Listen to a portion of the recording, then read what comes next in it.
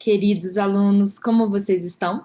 Bom, para aqueles que ainda não me conhecem, meu nome é Larissa Terra, sou professora de língua portuguesa, e no vídeo de hoje nós vamos resolver juntos algumas questões aqui de análise sintática sobre sujeito e sobre vozes verbais. Vamos juntos? Eu elaborei para vocês esse formulário de exercícios aqui só baseado nos memes de vocês. Quem é meu aluno sabe que é uma tradição minha, na primeira aula do ano, mandar como tarefa de casa memes. Vocês têm que, na verdade, construir memes para falar sobre a relação com a língua portuguesa, a relação com a gramática até então. Então, aqui eu tenho alguns resultados. Alguns positivos, otimistas, outros nem tanto, mas deixa abaixo, vamos fazer a análise sintática dessas estruturas juntos aqui. Olha só esse primeiro meme. Quando alguém fala alguma coisa errada na gramática e eu corrijo. Adoro memes, gente, porque a gente pega uma imagem aleatória, um contexto aleatório e ressignifica essa imagem e esse contexto por meio de uma nova legenda. E o meme, ele tem como característica principal essa relação mista da linguagem. A gente vai ter o elemento verbal, que é aquele que a gente utiliza palavras faladas ou escritas, e o elemento não verbal, que é aquele que a gente não utiliza palavras nem faladas nem escritas. Vamos analisar juntos aqui o elemento verbal desses memes, ok? Então, vem para cá. A primeira questão, o primeiro item está falando, a estrutura apresenta duas orações distintas, pois é marcada por dois verbos. Gente, a gente já sabe que a quantidade de verbos numa estrutura corresponde à quantidade de orações nessa estrutura, certo? Então, vamos ver quantos verbos nós temos aqui. Quando alguém fala alguma coisa errada na gramática e eu corrijo. Então, percebam aqui que sim, nós temos dois verbos, então nós temos duas orações. Fácil assim, né? É muito fácil, isso aqui foi fácil. Vamos lá, vamos para o próximo. Então, dois verbos, duas orações. Próximo. Identifica-se na primeira oração marcada pelo verbo fala um sujeito indeterminado. Vamos ver? Então, aqui o verbo, como nós já vimos, é o verbo falar. O verbo fala. Vamos aqui. A primeira oração é quando alguém fala alguma coisa errada na gramática. Beleza. Verbo é o verbo falar. E a quem esse verbo se refere? Nós sabemos que o sujeito é um termo que vai apresentar 4 características básicas. Se você não sabe quais são as características do sujeito, vai lá assistir ao vídeo que eu falo sobre sujeito. Eu explico tudo sobre sujeito. Mas vamos lá. 4 características principais. Primeira, o sujeito é um termo de valor substantivo. Segunda, o sujeito é quem desencadeia a concordância do verbo, a concordância verbal. Terceira, o sujeito é a quem o predicado, a ação verbal se refere. E quarta, o sujeito não vai ter núcleo preposicionado. O núcleo do sujeito não pode ser regido por preposição, porque o sujeito é um termo regente, não um termo regido, certo? Pois bem, vamos analisar. Quem é que fala alguma coisa errada? Alguém. Queridos, nós temos aqui um termo de valor substantivo. Aí você fala, pera, professora, termo de valor substantivo? Alguém tem um valor substantivo, mas espera, alguém não é um pronome? Gente, alguém, morfologicamente, é um pronome indefinido, vocês estão certíssimos, mas é um pronome indefinido que está funcionando como um termo de valor substantivo, ele está apresentando valor substantivo, porque pronomes podem ou caracterizar um nome, qualificar um nome, e aí vão ser pronomes adjetivos, ou substituir um nome, e aí vão ser pronomes de valor substantivo. Aqui, alguém está no lugar de um nome, então é um pronome substantivo. Alguém, então, vai apresentar todas as 4 características. Tem valor substantivo, tá concordando, porque fala tá no singular, alguém tá no singular. É a quem o predicado se refere, gente. Quem é que fala? Alguém, beleza? Então, muito cuidado. Ah, e não está preposicionado, né? Quando não é preposição. Muito cuidado, porque muitas pessoas vão analisar isso daqui semanticamente. Aí ficam assim, nossa, alguém, mas eu não sei quem, então é indeterminado? Nada a ver. Aqui eu não quero análise semântica, eu quero análise sintática. E a análise sintática exige apenas essas 4 características que eu acabei de falar para vocês. Beleza? Então, vamos lá. Deixa eu limpar aqui os desenhos. Vamos para a próxima questão. Então, esse daqui, sujeito indeterminado, nada a ver, errado. Próximo item. As duas orações apresentam o mesmo sujeito sintático, apesar de apresentarem sujeitos semânticos distintos. Vamos ver. Quando eu me refiro a um sujeito sintático, eu estou me referindo à classificação desse sujeito. Quando eu me refiro a um sujeito semântico, eu estou me referindo à interpretação desse sujeito, à referência desse sujeito. Vamos analisar. Então, aqui a gente já viu. Alguém fala, já falamos aqui, né? O verbo é o verbo falar. A gente já falamos. Ai, meu Deus do céu, nós já falamos, então vamos lá. Fala. Aqui, o verbo é o verbo falar, nós já vimos qual é o sujeito. Sujeito vai ser alguém. Queridos, tem apenas um núcleo nesse sujeito, então que tipo de sujeito é esse? Sujeito determinado simples. É um sujeito determinado simples porque ele está expresso e apresenta apenas um núcleo. Beleza. Segunda oração, e eu corrijo. Verbo agora é o verbo corrigir, certo? Então, verbo corrigir. A quem esse verbo se refere? Qual é o sujeito dessa ação verbal? Agora, o sujeito sou eu. Eu corrijo. Olha a concordância aí. Corrijo está na primeira pessoa do singular. E o pronome que exerce esse papel, que traz essa relação, é o pronome pessoal eu. Pronome pessoal do caso reto, eu. Então, aqui, sujeito eu. Núcleo do sujeito, eu. Se tem apenas um núcleo, que tipo de sujeito é esse? Também vamos ter um sujeito determinado simples. Então, aqui, gente, sujeito determinado simples. No primeiro, sujeito determinado simples. Então, eu posso afirmar que sintaticamente eu tenho o mesmo sujeito? Sim. Os dois verbos e as duas orações vão apresentar o mesmo tipo de sujeito, que é o sujeito determinado simples. Mas, semanticamente, eu posso falar que é o mesmo sujeito? Não, né? Olha só, alguém fala, mas eu corrijo. São seres distintos. Então, quando eu me refiro ao sujeito semântico, eu estou me referindo à interpretação. Aqui não são os mesmos sujeitos, os mesmos referentes semânticos. Quem fala é alguém, mas quem corrige sou eu. Beleza? Então, vamos ver o que o item está falando ali? Esqueci o que o item estava afirmando. Vamos voltar lá. O item estava afirmando assim, as duas orações apresentam o mesmo sujeito sintático? Sim, porque ambos têm sujeito determinado simples, apesar de apresentarem sujeitos semânticos distintos. Exatamente, sujeitos semanticamente distintos, diferentes. Então, esse item está certo. A primeira oração se apresenta na voz passiva, enquanto que a segunda oração foi construída na voz ativa. Gente, lembrando, nós temos dois tipos de voz passiva. A voz passiva, deixa eu até colocar em caixa alta aqui para ficar bem, né?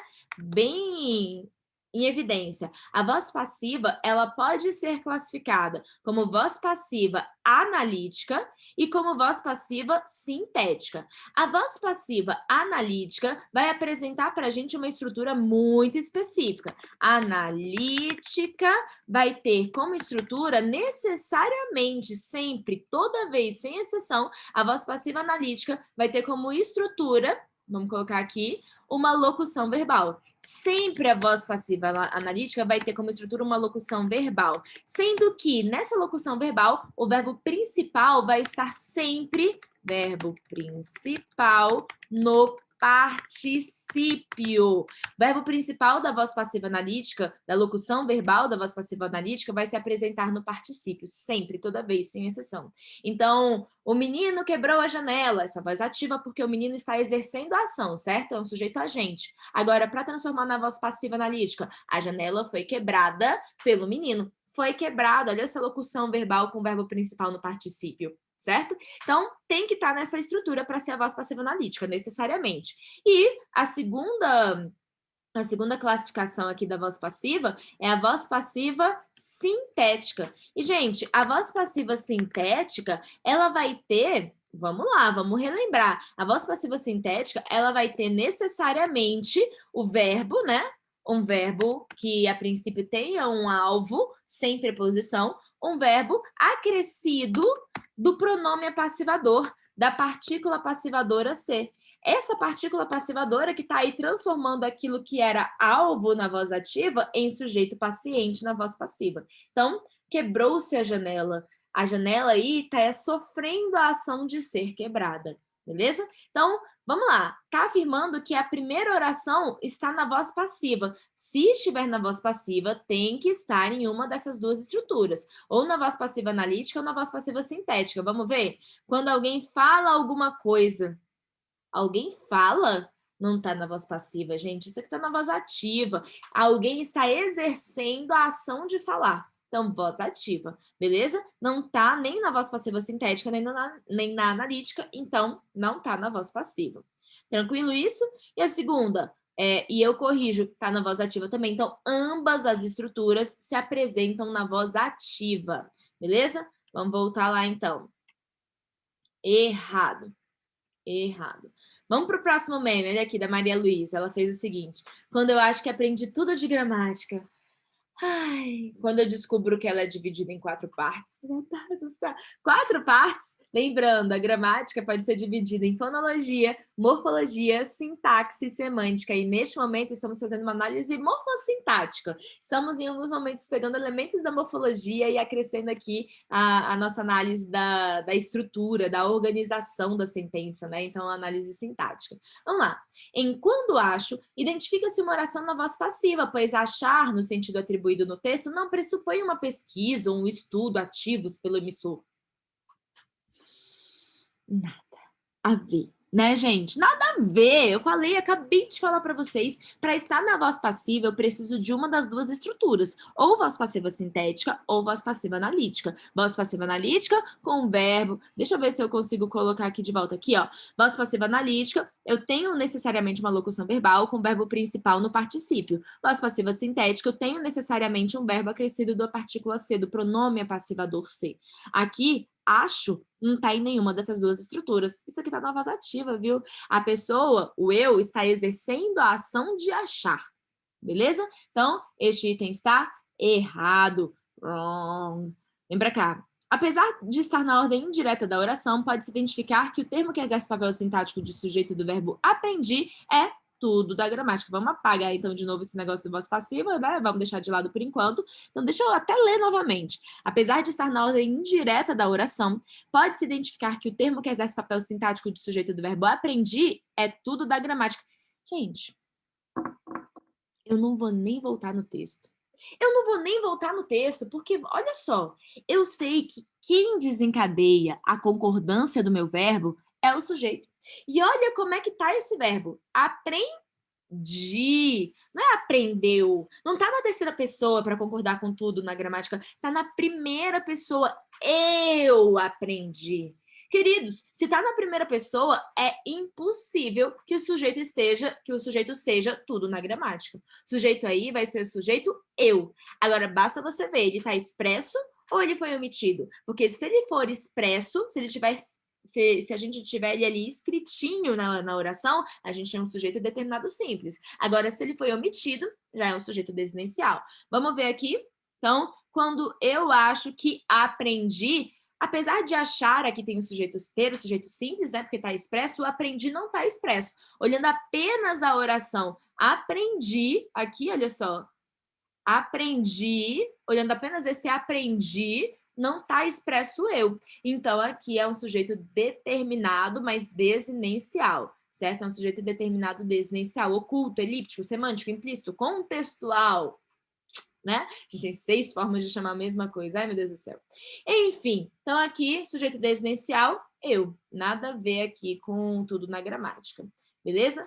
Em relação a essa questão de ordem indireta, vamos relembrar? A ordem direta de uma oração, primeiro é o sujeito, depois é o verbo e depois são os complementos, caso haja, beleza? Adjuntos adverbiais, caso haja, primeiro sujeito e depois verbo. Então, tem até sentido o que o item está falando, mas não tem a lógica sintática, tá bom? Então, deixa eu limpar aqui novamente. Vamos lá. Continuando. Todas as orações da estrutura se apresentam na voz ativa, pois em cada uma delas o sujeito exerce a ação verbal. Vamos ver? Então, quando eu acho, tá na voz ativa. Aprendi, voz ativa. Descubro, voz ativa. É dividida. Eita ferro. É dividida. Gente, ela é dividida. Vamos analisar isso daqui? A voz ativa é quando o sujeito exerce ação e a voz passiva é quando o sujeito sofre ação. Nesse caso, ela está sofrendo a ação de ser dividida. E então a gente tem a voz passiva. Mais ainda, qual é a estrutura passiva aqui? Qual é a estrutura dessa voz passiva, dessa voz paciente aqui? Nós temos a voz passiva analítica. Olha a locução verbal é dividida com o segundo verbo no particípio, dividida. Vocês lembram o que é particípio, gente? A gente tem as formas nominais infinitivo, gerúndio e particípio. Vamos pegar o verbo amar. Amar está no infinitivo, é o finito do seu verbo, né? Essa noção substantiva do verbo. Amando vai ser o nosso vai ser o nosso gerúndio, que em relação às formas nominais meio que assume essa relação adverbial, circunstancial. E amado vai ser, então, a nossa forma do particípio, que assume relações com adjetivo, né? Mas bem, então, só curiosidade. Volta para cá, o mais importante é que essa última estrutura aqui, ela tá na voz passiva, viu? Voz passiva analítica. Então, não são todas as estruturas que estão na voz ativa. A última ali está na voz passiva. Errado, então. Vamos para o próximo meme, criado pelo Guilherme Leone. Vem para cá. Quando dizem que a língua portuguesa é difícil. A estudar, seu preguiça. Eu amei esse, vai dar vontade de colocar esse meme aqui para um monte de aluno meu que fica falando, ai, português é muito difícil, isso aqui lá. Oxe, fi, vai estudar. Enfim, vem para cá. Eu até coloquei o comentário que eu coloquei lá para ele, né? É só estudar um pouquinho só, que já ajuda. Quando a gente estuda, a gente aprende. Quando a gente aprende, a gente começa até a gostar. Pois bem, gente. Tá.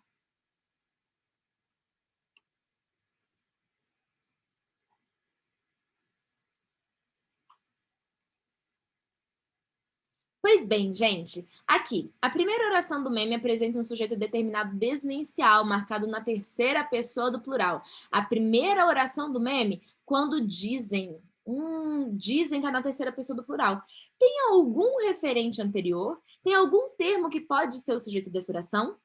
Aqui, não. Perceba, pode ter sido uma única pessoa que falou que a gramática, a língua portuguesa é difícil?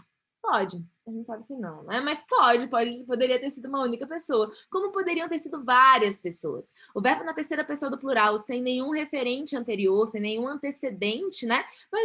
Vai marcar pra gente um sujeito indeterminado. Então, aí a gente tem um sujeito indeterminado. A primeira oração do meme apresenta o sujeito determinado desnencial, marcado na terceira pessoa do plural? Nada a ver. Só vai ser sujeito determinado desnencial, com o verbo na terceira pessoa, se anteriormente, em outra oração, já tiver sido apresentado o sujeito ali, pluralizado. Beleza? Então, aqui, errado.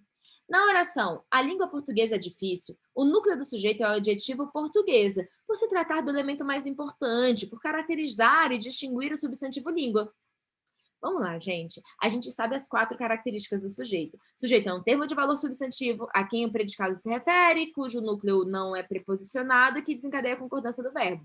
Aqui, a gente vai parar na primeira parte, na primeira característica. O sujeito é um termo de valor substantivo. Então, não tem como um adjetivo exercer papel sintático de núcleo do sujeito. Se ele é um adjetivo, está com a função adjetiva de qualificar, de determinar, não pode ser o núcleo do sujeito. O núcleo do sujeito vai ser o termo de valor substantivo, língua, beleza? Então, esse aqui está errado. Vem para cá. Vai estudar, seu preguiçoso. O sujeito é classificado como determinado desnencial, pois remete ao receptor da ação imperativa, tu ou você. Sim, já falamos sobre isso. Gente, quando eu tenho um verbo no imperativo afirmativo, a gente vai ter o sujeito desnencial, elíptico, oculto, semântico, implícito, contextual, sempre. Toda vez, sem exceção. Isso merece até um post-it, hein? Coloca aí no post-it, verbo no imperativo, sujeito desnencial. Beleza? Então, isso aqui tá certo. Opa, tá certo. Próximo. Então, agora, o meme do Samuel Caixeta. Eu vendo gramática em 2020, li, reli. Não entendi. Mas isso é coisa de 2020, né? Agora a gente está mudando, né? 2021 para frente vai ser outra história, outro Paranauê. Vamos nessa. O meme apresenta 3 orações distintas. Gente, para a gente saber a quantidade de orações, a gente precisa ver a quantidade de verbos. Li, reli, entendi. Eu tenho 3 verbos, então sim, eu tenho 3 orações. São 3 orações distintas. E se fosse li, li e li, continuaria sendo 3 orações distintas, viu? Não é porque o verbo está sendo repetido que eu vou ter uma única oração. É a quantidade de incidências desse verbo na estrutura, beleza? Então, aqui, certo. Em li, reli e não entendi, aos mesmos sujeitos sintáticos e semânticos. Vamos ver, gente. Li, reli e não entendi. Primeira oração, li. A quem esse verbo se refere? Qual é o sujeito? eu. Sujeito determinado desinencial, porque ele não está expresso. Reli, sujeito determinado desinencial, ele não está expresso. Não entendi, sujeito determinado desinencial é a mesma coisa. Percebam, então, que sintaticamente eu tenho o mesmo sujeito, porque é a mesma classificação. As 3 orações vão apresentar o sujeito determinado desinencial, elíptico, oculto, semântico, implícito, contextual. Entretanto, olha só, entretanto não, tira essa conjunção aí agora, né? Tira esse conectivo. E, além disso, semanticamente, no sentido, na interpretação aí desses referentes, a gente também está tendo a mesma relação, a mesma pessoa. Quem leu fui eu, quem releu fui eu, e quem não entendeu também fui eu. Beleza? Então, eu li, eu reli, eu não entendi. É o mesmo referente, semanticamente falando. Então, sim, é o mesmo sujeito sintático, é o mesmo sujeito semântico. Certíssimo. Beleza? Olha só, mais uma então. A estrutura finalmente entendi o conteúdo na oração se encontra na voz finalmente entendi. Gente, para ser oração da voz passiva, tem que estar ou na voz passiva sintética, que tem a partícula ser, o pronome é passivador, ou na voz passiva analítica, que tem a locução verbal com o verbo principal no particípio. Aqui não tem nenhuma das duas, certo? Para ser voz reflexiva, vamos lembrar, voz reflexiva é quando a ação vai e volta para você. Então, você tem um único ser, um único indivíduo, e ali ele está exercendo e sofrendo a ação ao mesmo tempo. Eu me maquiei, eu me penteei. Então, perceba, eu estou exercendo a ação de maquiar e sofrendo a ação de ser maquiada. Eu estou exercendo a ação de pentear e sofrendo a ação de ser penteada. Então, ao mesmo tempo, eu estou exercendo e sofrendo a ação. Que é sutilmente diferente da voz recíproca. A voz recíproca é um tipo de voz reflexiva, na verdade, né? Mas é quando a gente tem, e olha só, a diferença aqui vai ser semântica, viu? Vai ser uma diferença sutil e semântica. A gente tem mais de um elemento dentro dessa relação sofrendo e exercendo ação. Então, quando eu tenho, por exemplo, os alunos se cumprimentaram, eu tenho mais de um elemento que está exercendo e sofrendo. Os ônibus se chocaram, eu tenho mais de um elemento, eu tenho um ônibus e outro ônibus, eles estão se chocando. Tudo bem? É diferente da reflexiva pura, porque você tem um único ser, um único elemento, um único indivíduo que está agindo sobre si. Recíproca, eu ajo em relação a uma pessoa e ela age de volta para mim. Beleza? Ok. Então, finalmente entendi, não é nem recíproca nem reflexiva. Aqui nós temos a voz ativa. Voz ativa. As vozes verbais levam em consideração a forma como o sujeito se apresenta em relação à ação da oração, agente, paciente. Assinale a única oração que se apresenta na voz passiva sintética. Então, tem que ter a partícula passivadora, o pronome passivador. Qual é o que tem o pronome passivador? Li o conteúdo. Li o conteúdo, está na voz ativa, né, gente? Está exercendo a ação de ler. A matéria foi estudada por mim. Eita, foi estudada, está na voz passiva. A matéria está sofrendo a ação de ser estudada. Mas isso aí é voz passiva analítica, porque eu tenho uma locução verbal com o segundo verbo no particípio, certo? Releu-se a anotação do caderno. Agora sim, olha só essa partícula passivadora, hein? Releu-se, a anotação do caderno foi relida. Beleza? Então, aqui sim, voz passiva sintética. Mas só para garantir, vamos ver o resto. Professora e aluno se entenderam na revisão. Então, aqui a gente vai ter uma voz recíproca, uma voz recíproca. Professor e aluno são 2 elementos distintos, um exerce e sofre, outro exerce e sofre. Eu me confundi com o conteúdo. Então, aqui eu tenho um único indivíduo que está tendo essa ação refletida para si mesmo, certo? Então, eu me confundi com o conteúdo. Então, voz ativa, voz passiva analítica, voz passiva sintética, voz recíproca e voz reflexiva.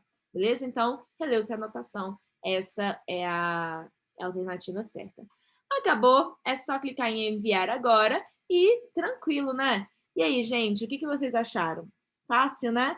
Agora é só correr para o abraço, fazer essa prova, gabaritar a prova. Mas se tiver alguma dúvida, não tem problema, pode me mandar nos comentários, pode mandar no meu direct lá no Instagram, que é prof.larissa.terra, que eu respondo ó, rapidinho, beleza? Queridos, eu sei, a jornada é desafiadora, mas a gente não precisa ir sozinho.